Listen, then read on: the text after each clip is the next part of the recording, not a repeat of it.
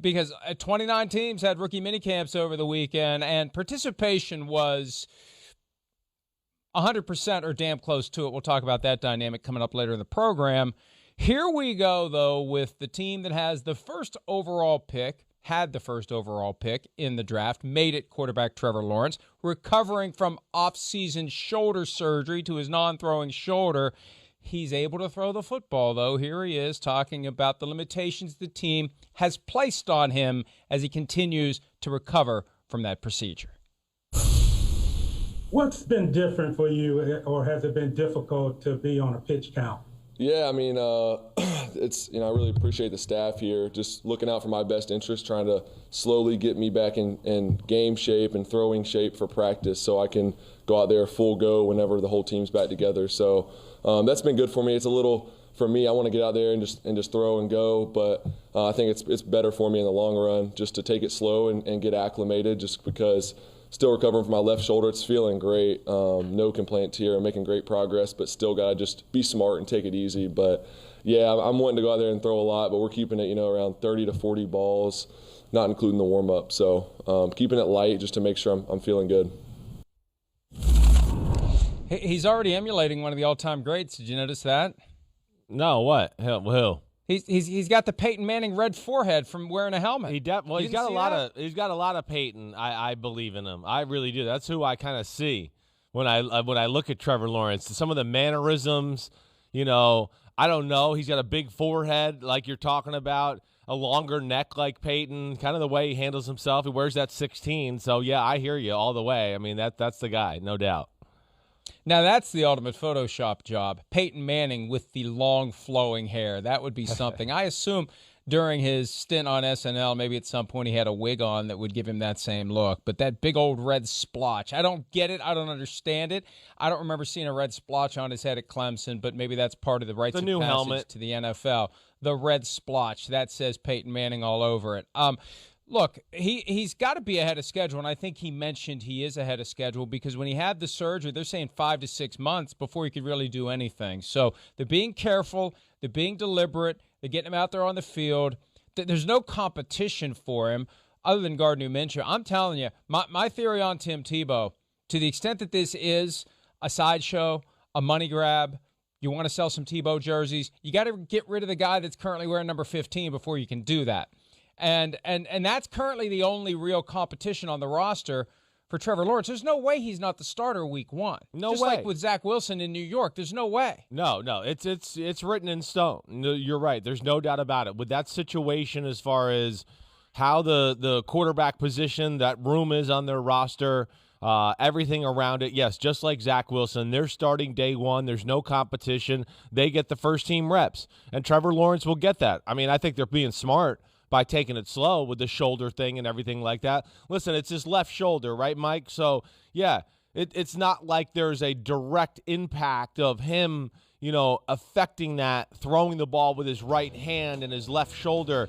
But still, hey, it is recently, surgically repaired. So maybe they do want to just limit the wear and tear of when you're kind of, pulling that shoulder out of the way to throw the football. That aspect of it. But I'll tell you, I think the biggest thing that I thought of when they said pitch count more than anything is, pitch count, because forget this surgically repaired shoulder.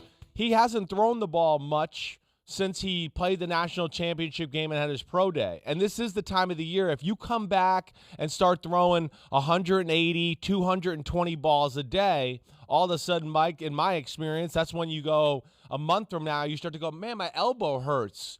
I don't know, every time I grab something or every time I let go of the ball, I get a little weird tinge in my elbow. That's how you can really tire your arm out and get arthritis and those type of things like we've seen Brett Favre kind of deal with through the years. So I think it's smart from that aspect to get it in shape too. One thing that I noticed in the footage of him throwing, it looks like a deliberate, conscious effort to keep that left arm tight to the body, not let it flail. Right, not let it get out of the way and do that, right. And I think Urban Meyer, the Jaguars coach, talked about that some when he met with reporters this weekend, keeping that left arm under control. I think that is a key to helping that thing recover. As it relates to the number of passes thrown, though, What if he's throwing 30 to 40 right now? Right. What's the ideal number? What do you want to get to? You talked about an extreme amount on the other end that could cause a problem with the throwing arm. Where does he need to be ready to go for the week in and week out grind? Right. Well, like right now, he's getting a warm up, he's getting loose, he's getting going. Then he gets to do probably some of the individual routes and probably the 7-on-7 reps. But really, to become a machine, as far as just a machine within your own mechanics, knowing the offense, and everything like that. Hey, I would say, like, the really good quarterbacks on a given day, it's going to be between 100 and 150, like, real throws. Like a day where you have OTAs, or a mini camp. In a mini camp, you might have 2 practices in a day where it might be more than that. But I think generally that's what you're looking for.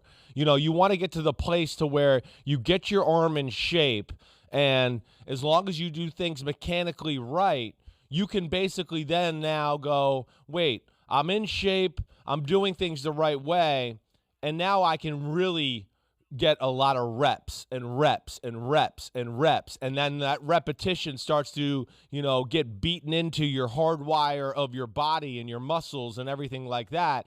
And that's when you can become a machine, like a Rodgers, a Mahomes, a Peyton Manning, a Brady, to where they're like a robot. It doesn't matter what that is. So, yeah, right now it's just good he's getting the reps, Mike, but not to the point to where he's going to need them and really be hitting on all cylinders like an NFL starting quarterback. And they're working in that direction, so he's full go when training camp opens. And part of the challenge for them for now is to get him to remain fully bought in because he wants to go. And as phase 2 of the offseason program begins today, the OTAs begin next week, he is going to be anxious to do more. That's and right. They're going to have to hold him back. But there's much to be learned because he's the guy. Week 1 at Houston, he's the guy. And they knew drafting him that this was going to be part of the plan. This was part of the reality. He was coming off of that surgery. And they're taking the smart view. And I think for now he's all in with it. He understands. And the fact that he doesn't have any real competition reduces that urgency. Definitely. If he really did have to climb the depth chart like some of these other young quarterbacks are going to have to do, then I think they'd have a very difficult time, Chris, getting Trevor Lawrence to sign off on 30 or 40 passes a day at this point. You're right. It adds a little flexibility to the situation. And the player, is not chomping at the bit, knowing that he's going to be judged on, like, I need to get out there. I need to compete. I need to be playing at, my highest level here for me to win the starting job. And then you do, start to push the training staff and the coach for more reps. And that could end to, like I was talking about, the tendonitis or anything like that with, the throwing arm, whatever. So there's no rush there. We know he's the man. You're the man, Trevor. Jacksonville do things right. Like, let's not forget, Jacksonville's the organization who needed to see Dante Fowler come off the edge at full speed. Remember that, Mike, like 6 years ago on the first day of rookie minicamp and tore his ACL? There's no need for that.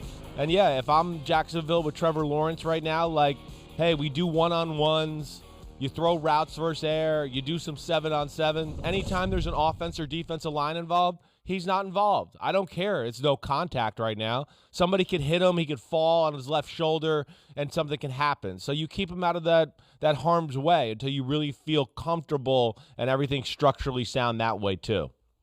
That graphic that was just on the screen, if we can bring that back, that is sobering. Look at that. Jamarcus Russell, Matthew Stafford, okay. Okay.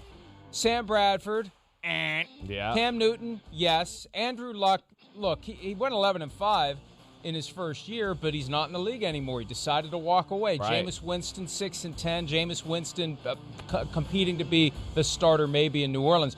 Jared Goff, It's just amazing now. 2018, 19, 20, Mayfield, Murray, and Burrow, all three so far are showing indications that they're going to be on the right side of pass-fail. But, man, even that number 1 overall pick, even when you've got the clear shot and it's whoever you want to choose off the board, it's far from a sure thing. And I know we regard Trevor Lawrence as a sure thing, but history tells us, recent history tells us, there is no sure thing. There's no sure thing, but I think that's what the love of Trevor Lawrence and why you heard some of the superlatives around him as in generational talent and all of those type of things, because I think he is viewed a little differently than most people on that list. I think a lot of people, as we talked about, viewed him in the process a lot like Andrew Luck. That's how a lot of people looked at him, who obviously was the crown jewel as far as success that rookie year, if ever being a number 1 pick. So, yeah, I mean, I get it. I think Trevor Lawrence, the best thing about Trevor Lawrence is he's got unbelievable talent. We got all the it factors, everything like that. But there's still potential to grow as a player and be better.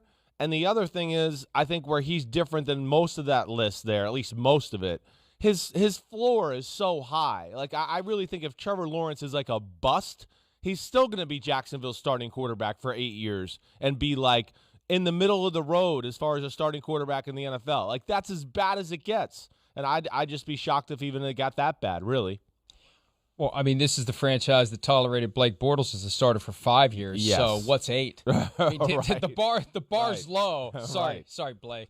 Yeah. More hostile emails flowing into the official PFT email inbox for that. Do you really comment. get that? All right. You get that stuff from those comments there? I hear from certain people whenever we criticize Blake Bortles, and I'm also directly responsible for your assessment. Yes. Of Blake Bortles. Well, that goes hand in hand. Yeah. I'm the Edgar Bergen and you're the Charlie McCarthy. Well, make a very, very that makes no sense, and I have no idea who either one of those guys are, old man. All right, old timer. All right. Well, here we go. Here comes the music. Yep. Who is it? Edward Berger, and who else did you say?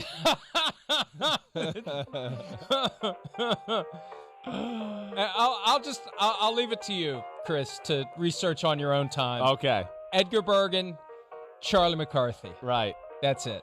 That's all I'm going to say. The context should give you an idea of what it's referring to, but I'll let Edgar Berger. Hi, I'm Mike Tirico, and thanks for watching. Make sure to hit subscribe for the latest news and highlights from NBC Sports.